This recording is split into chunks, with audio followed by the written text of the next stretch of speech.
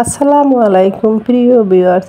বাসা মাছ সে যদি হয় আলু দিয়ে গায়ে মাখা ঝোল, খেতে অসাধারণ লাগে। আর আমি জীবনে এই প্রথম আমার সন্তানের জন্য অফিসের লাঞ্চ বক্স রেডি করতেছি।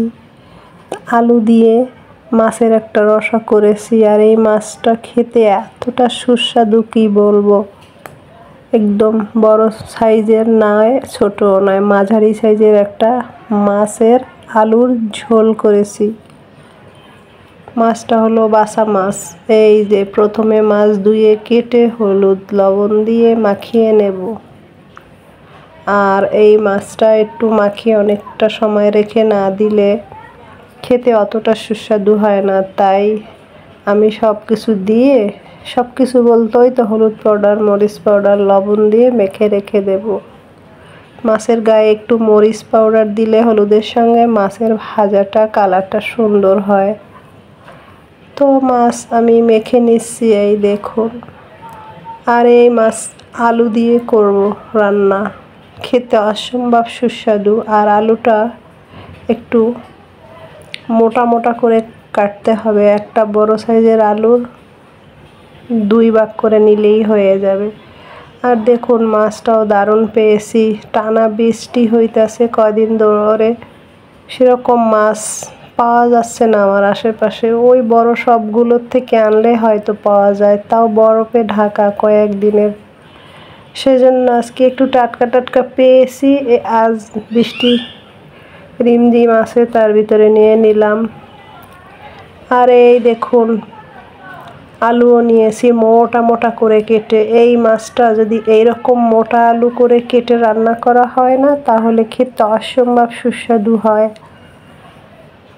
তো আলু সহ মাছ মাখানো হয়ে গেল, এবারে ভাজবো। আর বেশি একটা কড়া বা ডিপ ফ্রাই করে ভাজবো না, হালকা ভাজা করব। যেহেতু আলু দিয়ে রসা হবে, অত ডিপ করে ভাজার দরকার নেই। তো পরিমাণ মতো তেল সাদা দিয়ে প্যানে নেড়ে চেড়ে দিচ্ছি। প্যানটা হাই হিট হয়ে গেছে, এবারে মাঝারি করে নেব চুলার জাল। আর দিয়ে দেব সেই মেখে রাখা লবণ হলুদ দিয়ে মরিচ দিয়ে মাছ, বাসা মাছ। এইটা আমি বাসা মাছ নামে চিনি, অনেকের অঞ্চল ভেদে নাম পরিবর্তন হইতে পারে, আমি জানি না। আমার বাসায় আমি বাসা মাছ জানি। আর এই মাছটা খেতেও অসাধারণ সুস্বাদু, নদীর বাসা। তো সব মাছগুলো তো আর এই একই ফ্রাই প্যানে ভাজা হবে না, বড় সাইজের আছে মোটামুটি। তো এইটা আমি 2 ভাবে ভেজে নেব মাছগুলো। আর আলুগুলো যে কেটেছি, আলুগুলোও কিন্তু ভেজে নেব। তাহলে হয় কি, আলুটা পানসে তরকারি, তো আলুটা ভেজে রান্না করলে খেতে দারুণ লাগে। এই যে দেখুন এক পাশ হয়েও গেছে, আমি উল্টে দিচ্ছি। ওই যে বললাম আগেই যে বেশি ডিপ করে ভাজবো না, হালকা ভাজা করব মাছটা। তো হালকা করেই আমি ভেজে নিচ্ছি, এপাশ ওপাশ করে উল্টে নিচ্ছি। আর 1-2 মিনিট পরে নামিয়ে ফেলবো। এরপরে দ্বিতীয়বারও সব যেটুকু আছে মাছ দিয়ে ভেজে নেব। আর আলুগুলোও ভেজে নেব। আলুটা মোটা মোটা করে কাটার কারণ, আলুটা যখন সেদ্ধ হয়ে নরম হয়ে যায় তখন খেতে কিন্তু দারুণ লাগে। কিছু কিছু মাছের সঙ্গে এরকম মোটা আলু দিলে সেইটা খেতে খুবই সুস্বাদু হয়। তার জন্য আমি আলুটা মোটা করে কেটেছি। যারা রান্না বাড়ার জন্য দ্রুত করে, তারা কিন্তু এরকম মোটা আলু দিতে পারবে না, কারণ সেদ্ধ হতে সময়ও তো লাগবে। আমি জাস্ট ব্রাউন করে নেব আলু এপাশ ওপাশ, তারপরে কিন্তু আবার ঝোলে ঝালে কষিয়ে রান্না করব। তো দেখতে থাকুন, দেখলে আশা করি ভালো লাগবে। ভালো লাগলে একটা লাইক কমেন্ট শেয়ার করে দিবেন। কার কার এরকম গ্রামীণ রান্না বান্না খেতে ভালো লাগে। তো যাই হোক, আলু মাছগুলো ভেজে সবগুলো তুলে নেই। আবার দ্বিতীয়বার রসা তো করতে হবে, তার জন্য আর একটা কড়াই চুলায় বসিয়ে দেব প্রিয় ভিউয়ার্স। তো মাছের ভাজার যে তেল কিছুটা ছিল, সেটা কড়াইয়ে দিয়ে দিলাম আর একটা কড়াইয়ে। আর অল্প করে একটু তেল দিয়েছি। এখন এর উপরে পেঁয়াজ ভেজে নেব। হালকা করে পেঁয়াজের কাঁচা ভাবটা সরিয়ে নিচ্ছি ভেজে। দেখুন ভাজা হয়েও গেছে। এবারে অল্প করে একটু পানি দিব, আর যেহেতু স্যাঁতস্যাঁতে বৃষ্টির ওয়েদার একটু কুসুম গরম পানি দিয়ে দেই, তাহলে মশলাটা থেতলে যাবে না, কষানোটা ভালো হবে। তার জন্য কুসুম গরম পানি করে রেখেছি আমি, এইটা দিয়ে এলাম। আর এখন দেব আদা রসুন জিরা বাটা, আর দিয়ে দেব ধনিয়া পাউডার, মরিচ পাউডার, হলুদ পাউডার দিয়ে ভালো করে তেল মশলা পেঁয়াজ আগে কষিয়ে নেব। কাঁচা ভাবটা যতক্ষণ পর্যন্ত না যাবে চুলার জাল লো হিটে ভালো করে কষিয়ে নেব।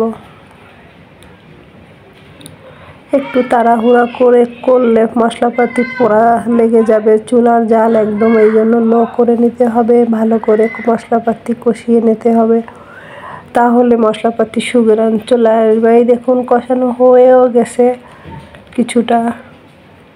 এবারে লবণ দিয়ে দিচ্ছি স্বাদ মতো, কারণ আগে তো আমি লবণ ভাজার সঙ্গে দিয়েছিলাম, এখানে দেইনি, তাই শেষে অল্প লবণ দিয়েছি।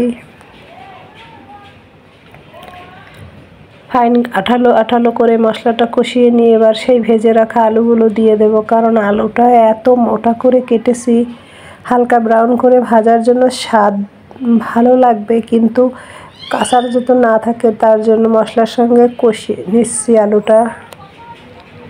আর এই কষাতেই আলু সেদ্ধ হয়ে যাবে, অলরেডি 2 পাশ ব্রাউন হয়ে গেছে, তো বেশি একটা জালও লাগবে না, একটু ধৈর্য ধরে করলেই হয়।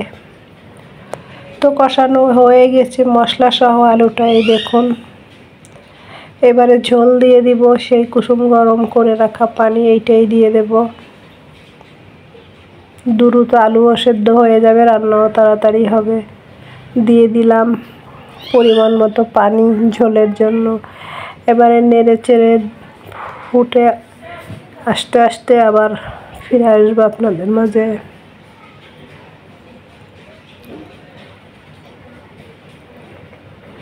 হয়ে গেছে আমার ঝোল ফুটে ওঠা। এবারে একটু আবার নেড়ে চেড়ে দিচ্ছি, কারণ এখন মাছগুলো এর উপর থেকে দিয়ে দেব। প্রিয় ভিউয়ার্স, কাঁচামরিচ, জিরা, আদা রসুন যে বাটা করেছি ওর সঙ্গে 2-3টা কাঁচামরিচ বেটে দিয়েছি সুঘ্রাণটা বেশি আসার জন্য। কাঁচামরিচ বাটায় কিন্তু তরকারি সুঘ্রাণ হয়, তার জন্য আর উপর থেকে আলাদা কোনো কাঁচামরিচ দিলাম না, কারণ ঝাল বেশি না দেওয়াটাই উত্তম। অতিরিক্ত ঝাল মশলা স্বাস্থ্যের জন্য ভালো না, যেহেতু কাঁচামরিচ মশলার সঙ্গে বেটেছি তার জন্য আর আলাদা করে মরিচ দেওয়ার দরকার মনে করি নাই, তাই দেই নাই। যাই হোক, মাছগুলো দেওয়া হয়ে গেছে। এবারে আমি ঢাকা দিয়ে 3 মিনিট 4 মিনিট জাল দেব, চুলার জাল মাঝারি করে। ফিরেও আসলাম 3-4 মিনিট পরে, দেখুন কত সুন্দর গ্রেভি হয়েছে মাছের, আর আলুটা সেদ্ধ হয়ে গেছে একদম নরম, উপর থেকে তেল চলে আসছে মাছের আলুর। একটা তরকারি দিয়েই ভাত খাওয়া যাবে 1 থালা। দারুণ হয়েছে, দারুণ মাছের আলুর রসাই। দেখুন আলুটা কত সুন্দর সেদ্ধ হয়ে গেছে, মোটা করে কাটলেও আলুটা কিন্তু সেদ্ধ হয়ে গেছে।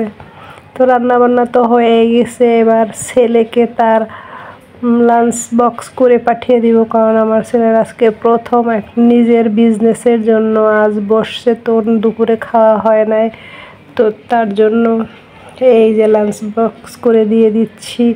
তো আপনারা ভালো থাকবেন, সুস্থ থাকবেন, আমার জন্য দোয়া করবেন। অনেক বড় অসুস্থর মাঝ থেকে আমি উঠেছি, শারীরিক কিছুটা দুর্বল এখনও আছে, তো আপনাদের সুস্বাস্থ্যের কামনা করছি। আপনারা ভালো থাকবেন, আমার জন্য দোয়া করবেন, এই আর কি। আল্লাহ হাফেজ।